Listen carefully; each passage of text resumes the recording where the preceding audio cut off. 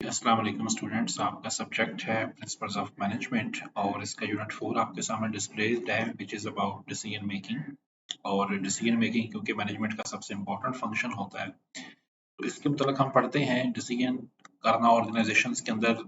ये मैनेजर्स का रोल होता है, मैनेजर्स का काम होता है, लेकिन आप एक्चुअली वो डिसीजन कैसे करते हैं। Decision regarding anything, regarding sales, production, marketing, finance. तो डिसीजन मेकिंग प्रोसेस क्या है, सबसे पहले इसे देखते हैं। डिसीजन मेकिंग प्रोसेस वो सारा प्रोसेस है जिसके अंदर हम इंफॉर्मेशन लेके डिसीजन करते हैं। तो सबसे पहला स्टेप होता है आइडेंटिफिकेशन ऑफ प्रॉब्लम। सबसे पहले हमारे सामने कोई प्रॉब्लम आता है तो उस जिसके लिए हमने डिसीजन लेना होता है। मिसाल के तौर पे कोई प्रॉब्लम आपके सामने आ सकता है, आपकी टीम कहती है कि हमारे लैपटॉप बहुत पुराने हैं और सही तरह काम नहीं कर रहे, तो अब इस पे आप गौर फिक्र शुरू करते हैं। देन आप आइडेंटिफाई करते हैं डिसीजन क्राइटेरिया का, हमारा डिसीजन क्राइटेरिया क्या होगा, हमने किस एंगल से डिसीजन लेना है। हमने कॉस्ट के एंगल से देखना है, वारंटी के एंगल से, रिलायबिलिटी के एंगल से, क्या चीज जेर नजर रख के हमने डिसीजन करना है। फिर identification of weights to the criteria. जो वे हम क्राइटेरिया आइडेंटिफाई कर लें, मसलन हमारे लिए लैपटॉप की कॉस्ट सबसे इंपॉर्टेंट है, तो हम कॉस्ट को ज्यादा वेट असाइन कर देंगे। वेट असाइन मतलब परसेंटेज असाइन कर देंगे कि ये हमारे लिए ज्यादा इंपॉर्टेंट है। उसके बाद हम अल्टरनेटिव डेवलप कर लेते हैं, डेवलपमेंट ऑफ अल्टरनेटिव्स, कि ये जो हमारा एक पर्टिकुलर केस है उसमें अल्टरनेटिव क्या हो सकता है। उसके बाद जो अल्टरनेटिव्स की लिस्ट होती है, 4 5 6 अल्टरनेटिव्स होते हैं, उनको डिफरेंट क्राइटेरियाज के बेस पे जो परसेंटेजेस या रैंकिंग असाइन की जाती है उसको देख लेते हैं, उनको एनालाइज कर लेते हैं, उनका टोटल कर देते हैं और फिर एक हम अल्टरनेटिव को सिलेक्ट कर लेते हैं कि ये हमारे लिए बेस्ट है और उसको फिर हम इम्प्लीमेंट करते हैं। ये एक डायग्राम यहाँ पे दी हुई है जो डिसीजन मेकिंग प्रोसेस है। इसमें सबसे पहले प्रॉब्लम आइडेंटिफाई हुआ, सेल टीम ने कहा लैपटॉप अपडेट करने हैं। नंबर 2 आइडेंटिफाई किया डिसीजन क्राइटेरिया, कॉस्ट है, अच्छी बैटरी वाला होना चाहिए, वारंटी जिसकी अच्छी हो। तो ये डिफरेंट फैक्टर्स हो सकते हैं जो हमारे डिसीजन क्राइटेरिया अप्लाई होते हैं। अब हम इनको वेट असाइन करते हैं। हमारे लिए रिलायबिलिटी सबसे इंपॉर्टेंट है, तो 10 वेट उसे असाइन कर दिया, बैटरी को 8 कर दिया, वारंटी को 5 कर दिया। ये हमने खुद से ही रैंडम नंबरिंग असाइन कर दी कि हमारे लिए ये चीजें अहम हैं। उसके बाद अल्टरनेटिव डेवलप किए कि 6 7 जो कंपनीज मार्केट में लैपटॉप दे रही हैं उनके नाम लिखे, फिर उन सब के मॉडल्स के जो ऑफर्ड हैं उनके हवाले से इन फैक्टर्स पे, ये जो डिसीजन क्राइटेरिया है इसके हवाले से हमने अल्टरनेटिव डेवलप कर दी, उनमें से हमने सेलेक्ट कर दिया। जैसे ये टेबल हमारे सामने बना हुआ है, मसलन एसर का लैपटॉप है, उसकी मेमोरी और बैटरी स्टोरेज को हम 6 नंबर देंगे, रिलायबिलिटी को 7 देंगे, वारंटी को 8 देंगे, वेट को 8 देंगे, कास्ट को 7 देंगे और स्क्रीन साइज को 9 देंगे। तो जिस तरह जो जो फैक्टर जिस लैपटॉप में ज्यादा इंपॉर्टेंट होता है, बेस्ड ऑन दैट उस फैक्टर को हम ज्यादा नंबर असाइन कर देंगे। फिर उसका टोटल कर देंगे और टोटल में हम देखेंगे किसका स्कोर ज्यादा हुआ है। तो जिसका स्कोर ज्यादा हुआ है, जैसे यहाँ पे सपोज डेल का स्कोर ज्यादा हुआ है, तो उसको फिर हम अल्टरनेटिव सेलेक्ट कर लेंगे और उसको यूज करेंगे। फिर परसुएसिवनेस ऑफ डिसीजन मेकिंग। डिसीजंस के अंदर आप मैनेजर का एक काम ये होता है कि डिसीजन मेकिंग प्रोसेस को अच्छी तरह जब वो लीड कर रहा होता है तो उसमें परसुएड करना होता है अपनी टीम को और अपने जो ओनर्स होते हैं, तो उसके लिए जरूरी है रैशनल डिसीजन मेकिंग की जाए। रैशनल डिसीजन मेकिंग का मतलब ये है कि आप अकल पे मबनी फैसले करें और लॉजिक और ऑब्जेक्टिव और की बेस पे फैसले करें, अदाद शुमार की बेस पे फैसले करें। प्रॉब्लम को अच्छी तरह डिफाइन करें, डिफाइन करने के बाद उनके अल्टरनेटिव्स डेवलप करें।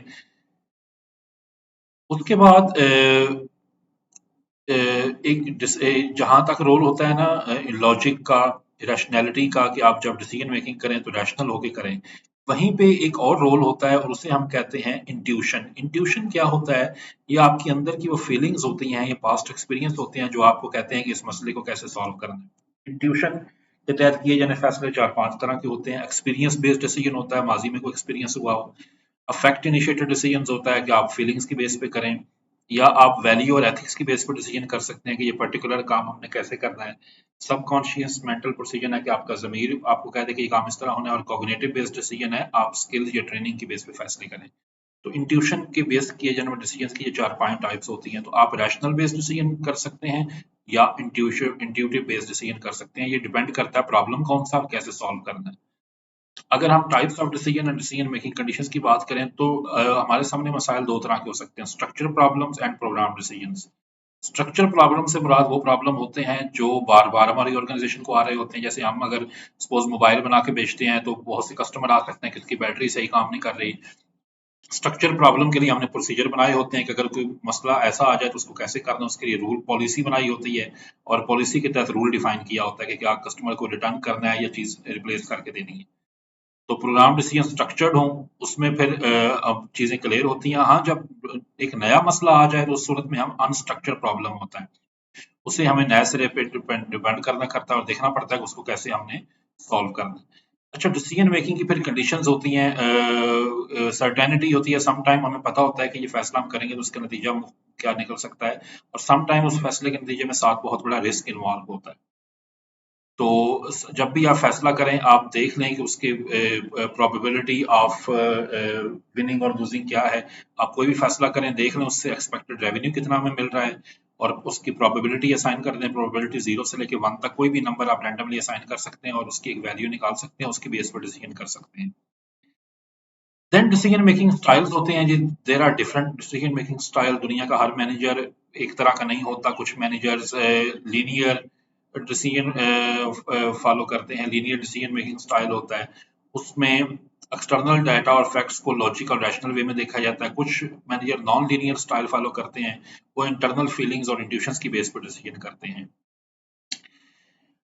अच्छा, अब कुछ हम देखते हैं डिसीजन मेकिंग के अंदर बाइसेस और एरर। हर मैनेजर का हर डिसीजन ठीक भी नहीं हो सकता, चाहे आपने उसको डाटा की बेस पे किया हो, यानी रैशनल डिसीजन किया हो या इंट्यूटिव डिसीजन किया हो। तो जैसा भी आपने डिसीजन किया है उसके अंदर बाइसेस और एरर के चांस होते हैं। कौन कौन से? ओवर कॉन्फिडेंस की बाइस हो सकती है। आप फैसला करते हुए बहुत अनरियलिस्टिक पॉजिटिव इमेज चीज का बना दें तो ओवर कॉन्फिडेंट हो सकते हैं आप। जिसे कहते हैं और ये डिफरेंट बाइसेस की ना यहाँ पे नीचे लिस्ट दी हुई है। ओवर कॉन्फिडेंस बाइस हो सकती है, या जो इमीडिएट रिजल्ट चाहते होते हैं मैनेजर वो जल्दबाजी में फैसला कर देते हैं, इमीडिएट ग्रेटिफिकेशन हो सकती है। एंकरिंग बाइस आपका या एंकरिंग इफेक्ट हो सकता है, आप थोड़ी सी मालूमात की बेस पे ही फैसला कर दें, तफसील ना लें। सिलेक्टिव बाइस हो सकता है कि आप हर सिनेरियो में डिफरेंट फैसला करें और फर्स्ट इंप्रेशन की बेस पे आप फैसला कर दें। इस तरह कंफर्मेशन बाइस हो सकती है कि आप पास्ट डाटा की बेस पे कह दें कि माजी में ऐसा हुआ था तो आप भी ये मसले का ये हाल है। फ्रेमिंग बाइस हो सकती है कि आप सिर्फ सर्टन चंद पहलुओं के हवाले से फैसला कर दें, तफसील ना देखें। इस तरह डिफरेंट टाइप की बाइसेस हैं, यहाँ पे डिस्कस की गई हैं, इनको आप रीड आउट कर लीजिएगा, ये आपके फैसले को मुतासर कर सकती हैं। मैनेजरियल डिसीजन मेकिंग जो है उसको अगर हम उसका एक ओवरव्यू लें, जो हमने ये पीछे पढ़ा है उसके अंदर डिसीजन मेकिंग अप्रोच रैशनैलिटी की होती है और इंट्यूशन की होती है, और एक बाउंडेड रैशनैलिटी भी होती है, यानी कि आप अकल से भी फैसले करते हैं लेकिन अकल की भी तो एक हद होती है। इस तरह स्ट्रक्चर और अनस्ट्रक्चर प्रॉब्लम्स हो सकते हैं। डिसीजन मेकिंग रिस्क सर्टेनिटी और अनसर्टेनिटी में होता है। अच्छा, अब आज की दुनिया में जब आप फैसले कर रहे हैं उस ऑर्गेनाइजेशंस के अंदर डिसीजंस कर रहे होते हैं तो एक तो मुख्तलिफ कल्चर से आगाही हासिल करें, फिर देखें कि कब कौन सा काम करने वाला और कब किसी काम को छोड़ना चाहिए। इफेक्टिव डिसीजन मेकिंग प्रोसेस जो है, जो हमने सबसे पहले इस यूनिट के पढ़ा, उसको फॉलो करें, उसमें डाटा हासिल करें, लॉजिकल और कंसिस्टेंट रहें और ब्रेनस्टॉर्मिंग करें, टीम वर्क करें, लोगों से डिस्कस करें और चेंजिंग बिजनेस एनवायरनमेंट को समझें। इसलिए एक ग्रुप डिसीजन मेकिंग की फिलॉसफी इंट्रोड्यूस की जाती है कि जब भी आप फैसला करें तो ग्रुप की सूरत में करें। सरकारी इदारों में अक्सर कमेटी बना दी जाती है। तो ग्रुप क्या होता है, उनमें 4 5 6 या 10 लोग होते हैं। वो जो लोग होते हैं वो मसले को हर एंगल से देखते हैं और अपने अपने व्यू सजेस्ट करते हैं। इसमें का एडवांटेज ये होता है कि सब लोगों की स्किल्स नॉलेज और एक्सपर्टीज इकट्ठी हो जाती है। बहुत से इंडिविजुअल्स इकट्ठे होकर जब फैसला करते हैं तो अगर एक अकेला इंडिविजुअल फैसला कर रहा हो तो हो सकता है वो इन चीजों को ओवरलुक कर दे। डिसएडवांटेज अलबत्ता इसका ये होता है कि टाइम कंज्यूमिंग होता है। कुछ इसमें बायसनेस भी आ सकती हैं, लेकिन साइंटिफिकली ये साबित किया गया है कि अगर ग्रुप बना के, टीम बना के या कमेटी बना के किसी मसले का फैसला करवाया जाए तो ज्यादा बेहतर निकलता है। डिसीजन मेकिंग को इम्प्रूव करने की टेक्निक्स जो हैं उसमें यही है कि ब्रेनस्टॉर्मिंग करें, मुख्तलिफ लोगों से राय लें, अल्टरनेटिव डेवलप करें, मसले के हल पूछें। उसमें इलेक्ट्रॉनिक मीटिंग्स हो सकती हैं। इस तरह कंप्यूटर से या आर्टिफिशियल इंटेलिजेंस से भी आप डिसीजन पूछ सकते हैं या राय ले सकते हैं। तो ये डिसीजन मेकिंग प्रोसेस था जी, और ये इसके मतलब यूनिट था जिसके अंदर हमने देखा कि डिसीजंस आपने जब करने हो तो साइंटिफिक प्रोसेस फॉलो करें। ऐसा नहीं कि कोई मसला आपके सामने पेश करे और फौरी तौर आप मुंह से एक हल निकाल दें। तो मसले को अच्छी तरह सोचें, समझें, मसले को आइडेंटिफाई करें, फिर उस मसले के डिफरेंट पहलुओं को देखें। बेहतर है एक टीम डेवलप कर दें, क्लोज टीम हो जो इन मसाइल को हल करे, और स्ट्रक्चर प्रॉब्लम जो प्रॉब्लम बार बार आने वाले हैं उनके लिए रूल या पॉलिसी बनाते हैं कि उनको इस तरह हल किया जाएगा। जो अनस्ट्रक्चर्ड प्रॉब्लम्स हैं जो पहली दफा आ रहे हैं उनको फिर सेपरेटली डील करने। हमेशा अपने प्रॉब्लम के मतलब डाटा इकट्ठा